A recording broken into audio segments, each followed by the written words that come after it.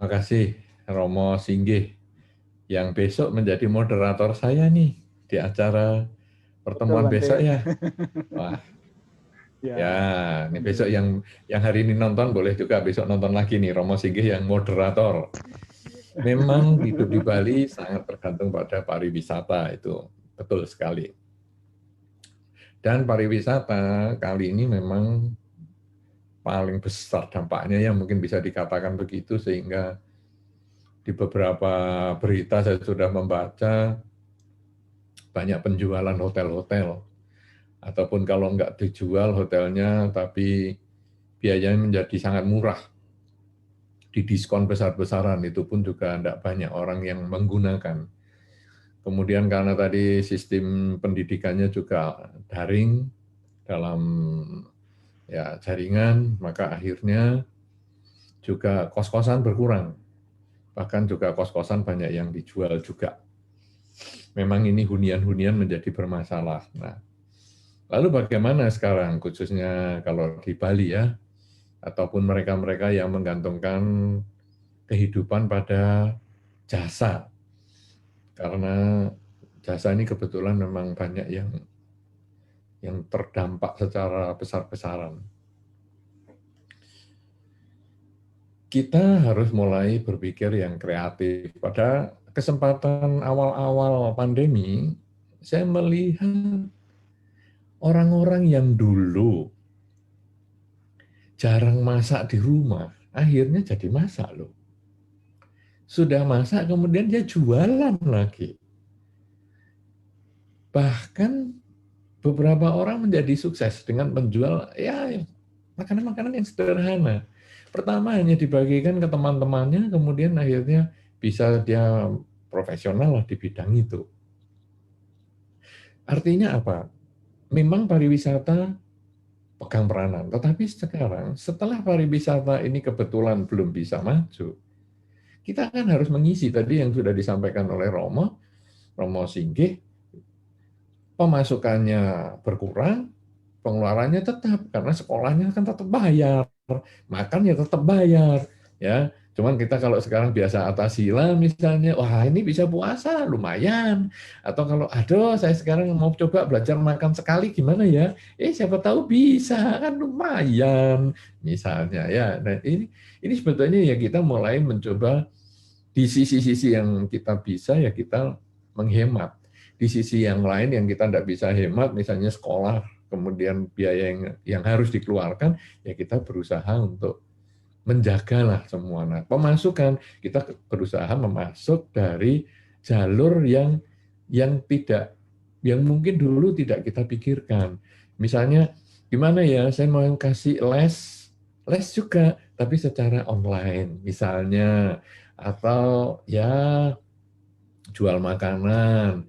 Ya, saya punya Instagram misalnya, kemudian saya promo, kemudian mungkin servis, mungkin servis apa, jasa servis nanti dikirim ke rumah, nanti saya coba bengkeli dan lain sebagainya. Jadi, ya pokoknya kita dalam masa pandemi ini harus bisa bertahan dulu lah.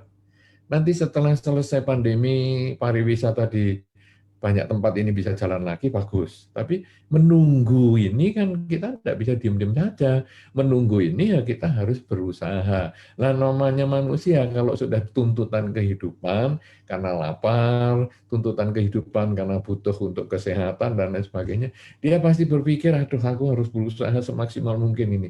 Aku lapar nggak apa-apa, tapi kalau anakku yang lapar, waduh ini berat. Maka kemudian dia usaha yang ya segala macam pokoknya menjadi uang ya, sehingga kita tidak merasa terlalu terlalu terbebani lah dengan adanya pandemi ini. Bagaimana sekarang bahagia? Ya kembali lagi, bahagia itu harus bersyukur tadi.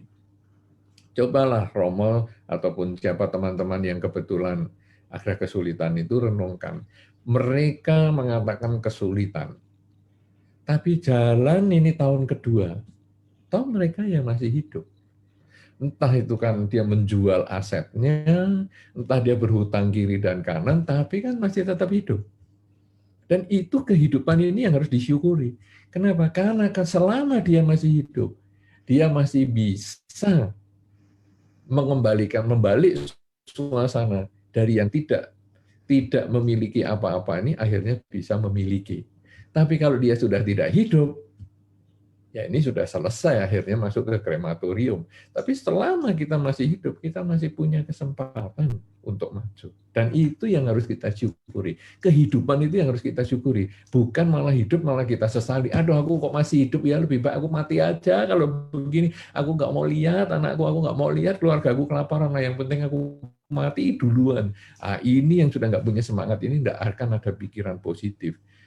Tapi ketika dia, sudahlah saya nyoba, apapun juga, saya punya tangan, saya punya kaki, saya coba untuk bekerja semampu saya. Apakah mungkin saya sebagai kurir untuk antar makanan misalnya, orang pesan makanan saya jadi kurirnya, kurir paket misalnya, atau apa saja, ya sudah. Kemudian jualan saya ini tidak begitu laku misalnya, saya jual gula, beras, minyak, sudahlah sekarang aku promokan lewat Instagram dan lain-lain. Nanti kalau beli sekian saya antar ke rumahnya dan lain sebagainya, dan aku jadi kurirnya sendiri misalnya, itu masih bisa. Karena di dunia ini kan bukan hanya satu-satunya pakai pariwisata. Memang pariwisata hasilnya besar. Tapi kalaupun tidak ada, kan kita pakai pilihan kedua, pilihan ketiga, pilihan keempat, pokoknya sampai yang penting ada uang untuk makan, ada uang untuk menyambung hidup sampai pandemi selesai. Dan itulah yang harus disyukuri, sehingga kita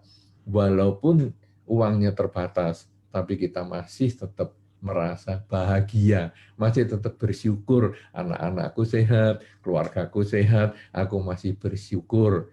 Itu yang lebih penting. Ya, sehingga kalau kita sudah bersyukur, kita sudah bahagia, maka mungkin kita akan ketemu jalan.